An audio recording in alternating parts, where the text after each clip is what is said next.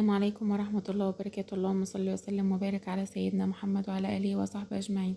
النهاردة هنعمل الكنافة بالشوكولاتة بأبسط طريقة أو بالنوتيلا. معانا نص كيلو كنافة، أو هي الصينية مش تاخد نص كيلو، يعني ممكن تاخد ربع كيلو كنافة. عايزة بقى تضعفي الكمية بتاكلها على مرتين. ونحط عليها معلقة سكر بودرة. هندهن الصينية سمنة، مش هنحط حاجة إلا على الكنافة إلا السكر. وندهن الصينية سمنة أو زبدة، ونحط في قلبها الكنافة. وبعد كده نسقيها بالسمن او بالزبدة المتاحة عندك. هي اعمال الكنافة ذات نفسها سهلة جدا. يبقى بندهن الصينية ونحط على الكنافة سكر بودرة معلقة واحدة بس، ونحط الكنافة ونحط عليها السمن.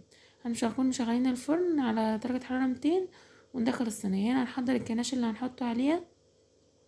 معانا شوكولاتة خام وربع كوباية لبن، عليها معلقة كريمة لباني، لو مش موجود ممكن معلقة كريم شانتيه، ومعلقة لبن بودرة. هنا الشوكولاتة اهي معانا، سيحناها في الميكرويف او على البخار الماء اللي متاح عندك. نقلبها ونحط عليها اللبن.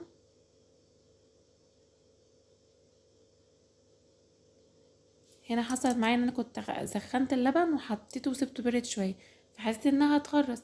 دخلتها الميكرويف تاني، رجعت تاني زي ما اول. فما تخافيش لو عملت معاكي الحركه دي، ما تقولش الشوكولاته باظت ولا حاجه.